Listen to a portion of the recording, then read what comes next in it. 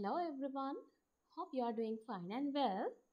So, due to the request of most of my students, I thought of giving you a brief analysis from the drama Twilight of a Crane by Yuzua Junji Kinoshita.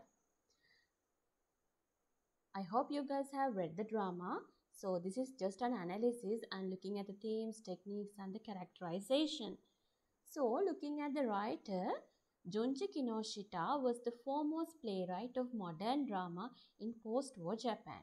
He was also a translator and scholar of Shakespeare's plays. Kinoshita's achievements were not limited to Japan. So he was born in 1914 and he died in 2006 in Tokyo, Japan. Now, Twilight of a Crane was originally written in Japanese language, and Twilight of a Crane belongs to the modern Japanese dramatic tradition. It's a play adapted from a Japanese folk tale by Junji Kinoshita and translated into English by Takeshi Kurahashi. So, according to records, I think this drama was written somewhere in 1948 during the time of winter. Also, it is quite important now. After the Second World War, Japan also undergo a lot of changes. Like from socialism, it embraces capitalism, where money became the central concern. So this drama is again like a sort of analysis on how money can destroy relationship, money can destroy, extreme greediness for money can destroy one's life. So keep that also in mind, because it is sort of like in an ironic way representing the capitalistic Japan as well. Right, so going to the plot of the play, Sue, who is really a crane, become the wife of a peasant named Yo-Yo. In gratitude and love for saving her life, she brings peace and happiness into his life until the money-minded two vulgar men discover a beautiful cloth named Senba Ori, which she has woven out of her feathers. Now, what is a Senba Ori? If you read the drama, you could remember Senba Ori is made out of what? 1,000 feathers plucked from a live hen crane. And where can you find it, Senba? Or it's a very rare piece of cloth and you can find it only when you go to Tenjiku, which means heaven. So, they play on husband's greed for money until he bullies his wife into making more of his cloth. This she does hidden anyway in her crane form, but in the end they expose her true identity. Nevertheless, Yo-Yo also breaks his promise, which was not to look at her weaving. He is then terrified to find a bird instead of his wife. Simply because Yo-Yo failed to keep his word, Sue leaves him flying away in her crane form. So that is simply the plot. So climax of the plot, Yo-Yo is won by Unzu and Sodo. That is to say, greed wins over love and innocence. Now, Sue's identity is challenged. Sue has a dual identity, right? Identity as a bird and identity as a woman. She makes a last gesture of sacrifice and leaves. Sue takes her former identity and goes back to the nature. Now let's look at Sue's character, the protagonist, heroine of the play. Now these are her characteristics. First one is intelligent. She is quick to learn. She learns the songs and the games children play. She is sensitive to the sinister intentions of Sodo and Unsu. Now you can see, although she is a crane, once she adopts the human form, she learns everything quickly and she can understand that Sodo and Unsu are cunning people. But Yo-Yo, who is a mortal man, he cannot understand the sinister or the cunning intentions of those two merchants. The second characteristic of Sue is she is honest and truthful. She speaks the truth to Yo-Yo and is firm in her stand. Okay, so that of course you can see she is speaking out. She says that you have money, you have enough money. Why do you want like more money? Likewise, she is asking. She questions him. Also, the other important quality is she is dignified and principled person. Once she realized that Yo-Yo loves money more than her and is using her to acquire more money and his greed has no bounds, she leaves him. She is innocent and simple on the other hand, totally uncorrupted. She's like a child herself and plays the games of children. She weaves the rare, precious cloth to make Yo-Yo happy, to give him a secure life. Also remember, children symbolize against innocence in this drama. Now, the other thing is she is capable of deep, poignant love. She loves Yo-Yo for saving her life. She gives freely what she has, the feathers, to weave the cloth at the cost of her strength and life. Every time she weaves, she loses weight. Looking at the husband of Sue, Yo-Yo. Now, what can you tell about him? He is a simple peasant, innocent and honest. He saves the wounded crane shot by a fellow villager. He has a natural kindness in him and has no greed or ambition at the beginning of the play.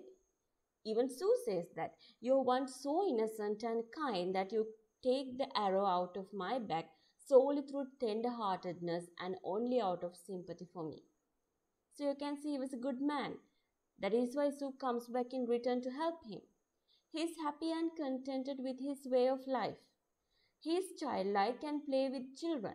He loves Sue sincerely and is devoted to her. For example, at the beginning of the play, he says, "Call soup is no good for my sweetheart." It shows how he dearly loves her. Also, what we can see is like he's a weak person because he's easily swayed by Unsu and Sodo. Now, like out of love, Zu weaves Senbaori, but Yo-Yo marries her not knowing that she can weave even Senbaori, right? So that of course shows his innocence, but at this point, once he found the precious cloth and once he exchanged it for money and all, so he become more and more greedy towards money. Because now another point that you need to concern is where they live. The setting says that tumble down hut on the snow. Now, tumble down hut means it's a dilapidated or like deteriorating hut. But at one point you see Sue is opening sacks of coins. So he has not used them wisely even. So he has not used the money that he has to like even to renovate the hut that they are living. Right? So he cannot see through their cunning, that means Unsu and Sodos. He becomes a willing victim and barters away the most beautiful and valuable thing in life, it is Sue. And what does she represent? Peace, happiness and self-contentment. So that is about Yo-Yo's character. Now coming to the two cunning people, Unsu and Sodo. So let's look at Unsu's character first. He is a villager to whom Yo-Yo sells the Senbaori. He cheats both Yo-Yo and Sodo, for he pays Yo-Yo only a minimal amount what the cloth is worth, and he hides a real value even from Sodo. He says once like wretched thief.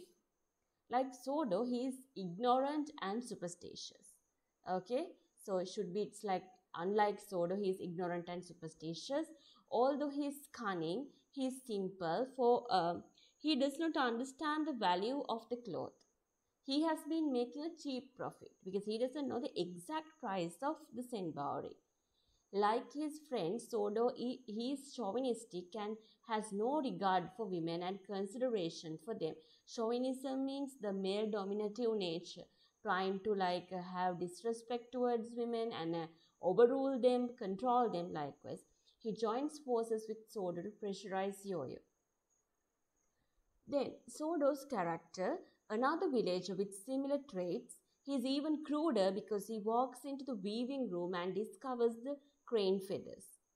He is the most cunning one. He is the one who plots to win over Yo-Yo. The best idea is to get him our side and get his wife weave a lot more of the cloth. He has his cunning intentions. He is more cunning and he's shrewd also, remember. He is more cunning than Unsu because he knows the Senbaori can be sold for thousands of dollars, but he hides it from Yo-Yo. And he is hard. You can see what the hell will pity and sympathy do, he says at the end. Enticing Yo-Yo make more and more money. He destroys Yo-Yo's happiness and his very life. You can see he asks once in an instant like, how on earth a stupid man like him get such a beautiful wife likewise. Okay, so you can see he's jealous, he envies Yo-Yo's happiness as well. So he simply destroys all of them due to the greed for money. Coming back to the themes, the first theme is love.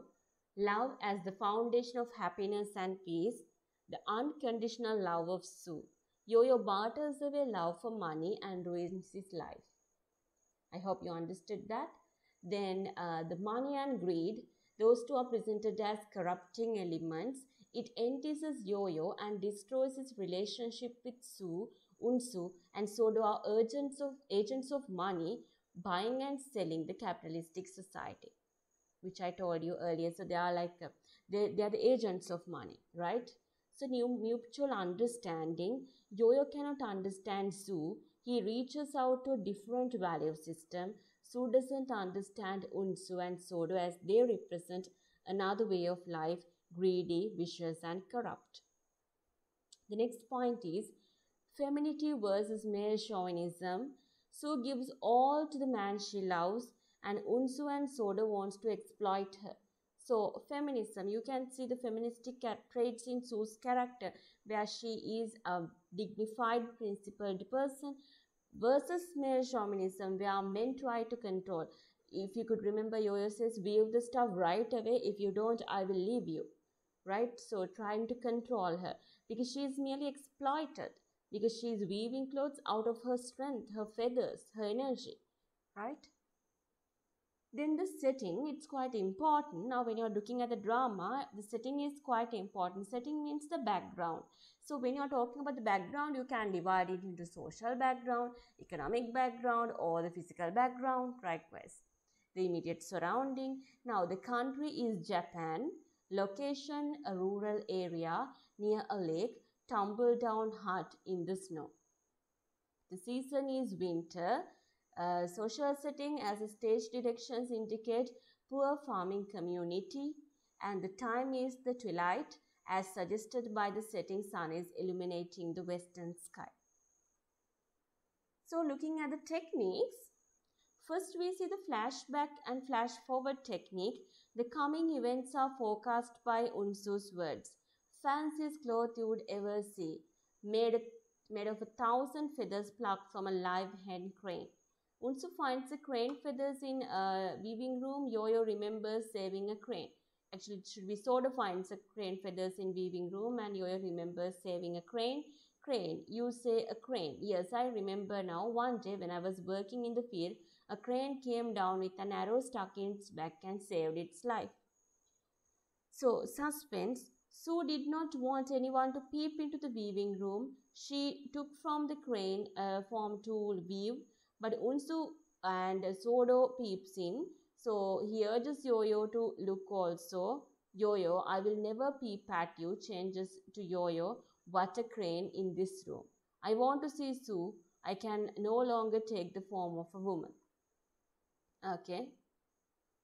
So, those things are suspense. Then irony, the dramatic irony, it covers the whole play. Sue wishes to give to Yo-Yo an easy life by weaving a beautiful clothes and expensive cloth with her crane feathers because she loves him so much. But this very cloth destroys his love, becomes greedy. He becomes greedy for money. Money destroys love. That is a dramatic irony. Then verbal irony, children follow the shadow of the crane. Children are simple, uncorrupted like Sue. So being nature is aloof from other human except Yo-Yo, but is close to the children. Sodo, well now it's nice to have two pieces of cloth. God bless us. He's impervious to a human tragedy, and this lead only to be greed. So there also you see verbal irony. And coming back to the song, so children's songs are there. You can see Nengara, Kangara, likewise, and let us sew a cushion for grandpa, let us sew a cushion for grandma, likewise it goes. So it gives mood to the play, conveys the simplicity, the sincerity, and the innocence of the relationship between Sue and Yo-Yo, a pristine love where there is a total commitment to each other, a marriage between man and the nature, likewise. Okay, so but it's destroyed with the corrupting element. Okay, so connection to, it's more like what happened to Japan. Like, people were like not modern people, like they were having a close relationship with nature.